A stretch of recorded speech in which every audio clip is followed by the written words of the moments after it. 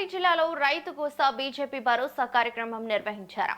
గుంజపడుగులో రైతులతో నిర్వహించిన సమావేశంలో రైతుల సమస్యలు అడిగి తెలుసుకున్నారు. ఎంపీలు, ఎమ్మెల్యేలు, ఎమ్మెల్సీలు 3 రోజులుగా వికారాబాద్ జిల్లా నుంచి పర్యటన ప్రారంభించి వందల కిలోమీటర్లు ప్రయాణించి పెద్దపల్లి జిల్లాకు చేరుకున్నట్లు తెలిపారు. జిల్లాలోని పలు ప్రాంతాల్లో రోడ్లపై వరి, మొక్కజొన్న కుప్పలు కనిపిస్తున్నాయని, సకాలంలో కొనుగోళ్లు జరిగి ఉంటే రైతులు ఇంత ఇబ్బందులు ఎదుర్కోవాల్సిన అవసరం ఉండేది కాదని చెప్పారు. ఏప్రిల్ మొదటి వారంలో కోతలు ప్రారంభమైనప్పటికీ 25 నుంచి 30 రోజుల వరకు ధాన్యం కొనుగోళ్లు జరగకపోవడంతో ఐకేపీ, పీఏసీఎస్ కేంద్రాలు, మార్కెట్ యార్డులో ధాన్యం పెరుకుపోయిందని ఆరోపించారు. సంచులు లేకపోవడం, హమాలీలు అందుబాటులో లేకపోవడం, కాంటాలు, రవాణా సౌకర్యాల కొరత కారణంగా రైతులు తీవ్ర ఇబ్బందులు పడుతున్నారని తెలిపారు. రేవంత్ రెడ్డి సభల కోసం బస్సులు సమకూర్చిన ప్రభుత్వం రైతుల ధాన్యం తరలింపుపై మాత్రం నిర్లక్ష్యంగా వ్యవహరిస్తోందని విమర్శించారు. రంగారెడ్డి జిల్లా అంటే ఇప్పటి వికారాబాద్ జిల్లా కుల్కచర్ల మొదలుపెట్టి కొన్ని వందల కిలోమీటర్లు ప్రయాణం చేసి వచ్చినాం.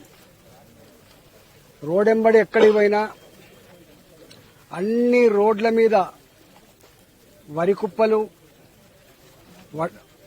మొక్కజొన్నలు, సన్ఫ్లవర్ మేజర్గా కనబడుతున్నది వడ్ల కుప్పలు.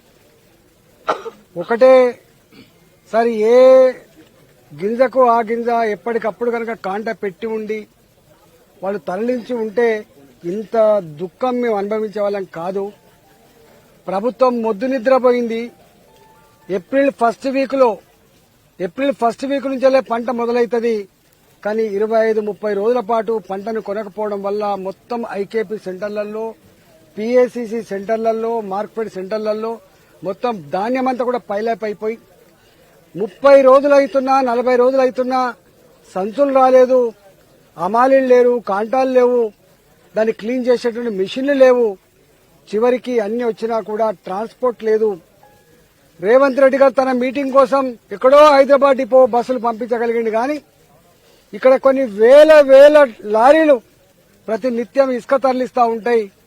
ఒక 4 రోజులు 3 రోజులు కనుక ఆ ఇసుకను బంద్ పెట్టగలిగితే కొన్ని వేల లారీలు వచ్చేది. మా ధాన్యం అంతా కూడా మా కళ్ల ముందే ఇవాళ నానకుండా, మా కళ్ల ముందే మొలకలు రాకుండా, రంగు మారకుండా మేము రైస్ మిల్లు పంపించే వాళ్ళమని చెప్పి